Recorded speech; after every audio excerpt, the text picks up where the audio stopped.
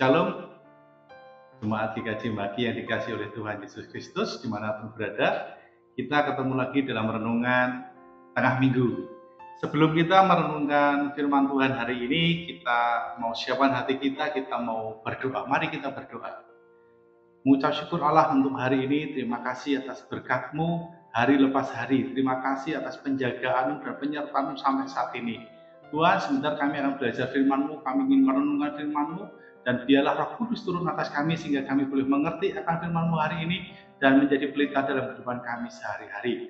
Ampuni dosa dan kesalahan kami Tuhan, hanya di dalam nama Tuhan Yesus kami berdoa dan mengucap syukur. Haleluya, amin. Bapak Ibu dan saudara semua yang dikasihi oleh Tuhan, renungan hari ini diambil dari Lukas 6 ayat 6 sampai dengan 11. Saya ulangi, renungan hari ini diambil dari Lukas 6 ayat 6 sampai dengan 11. Demikian firman Tuhan. Yesus menyembuhkan orang pada hari Sabat. Pada suatu hari Sabat lain, Yesus masuk ke rumah ibadat lalu mengajar. Di situ ada seorang yang mati tangan kanannya. Ahli-ahli Taurat dan orang-orang Farisi mengamat-amati Yesus. Kalau ia menyembuhkan orang pada hari Sabat, supaya mereka dapat alasan untuk mempersalahkan dia. Tetapi ia mengetahui pikiran mereka, lalu berkata kepada orang yang mati tangannya itu, "Bangunlah dan berdirilah di tengah." Maka bangunlah orang itu dan berdiri. Lalu Yesus berkata kepada mereka, "Aku bertanya kepada kamu, manakah yang diperbolehkan pada hari Sabat, berbuat baik atau berbuat jahat, menyelamatkan nyawa orang atau membinasakannya?" Sesudah itu ia memandang keliling kepada mereka semua, lalu berkata kepada orang sakit itu, "Ulurkanlah tanganmu." Orang itu berbuat demikian dan sembuhlah tangannya. Maka meluaplah amarah mereka, lalu mereka berunding apakah yang akan mereka lakukan terhadap Yesus. Berbahagialah bagi kita semua yang sudah membaca firman Tuhan ini, merenungkan dalam kehidupan kita sehari dan melakukannya. Haleluya. Bapak Ibu yang dikasihi oleh Tuhan Yesus Kristus, bahwa perikop ini mengajarkan di mana Yesus menyembuhkan pada hari Sabat. Di situ kebetulan ada orang-orang ahli Taurat dan juga orang Farisi. Dia sedang mengamati Yesus.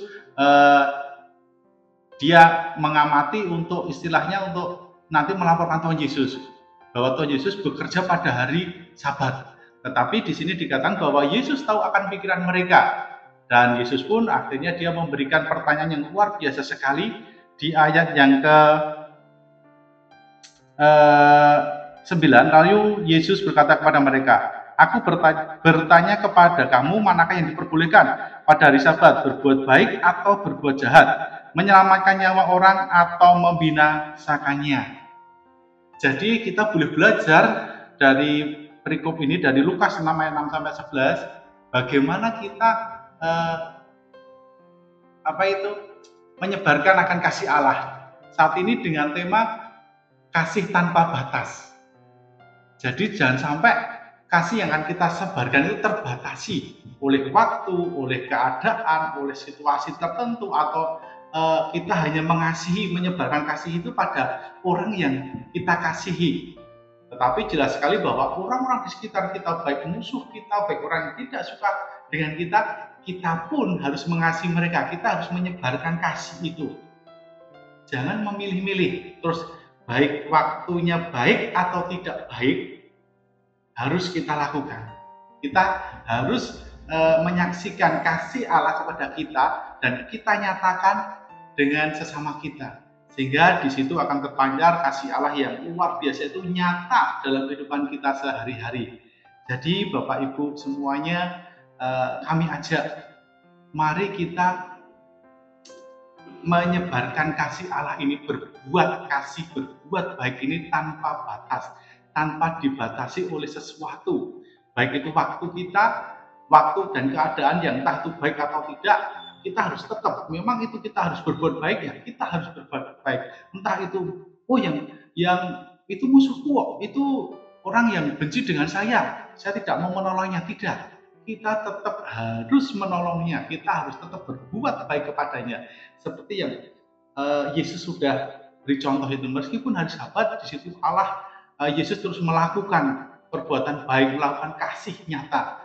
Sehingga di situ akan banyak orang melihat, orang percaya bahwa kasih Allah itu nyata dalam kehidupan kita.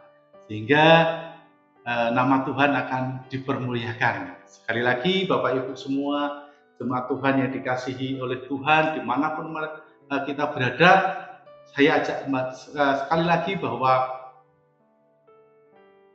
kasih tanpa batas itu tidak dibatasi oleh waktu atau keadaan atau situasi apapun. Tidak dibatasi oleh entah itu musuh kita, lawan kita, atau apapun itu yang menyakitkan kita. Tetapi ketika kita berbuat baik, kita memandang Yesus sudah memberi contoh kepada kita. Tidak terbatasi oleh sesuatu apapun. Sehingga karya Allah dalam diri kita akan nampak juga, akan nyata juga dalam kehidupan kita sehari-hari. Amin. Kita mau berdoa. Tuhan Allah, mengucap syukur untuk firman-Mu hari ini, Tuhan, firman yang luar biasa. Biarlah kami boleh menyebarkan kasih Allah tanpa batas.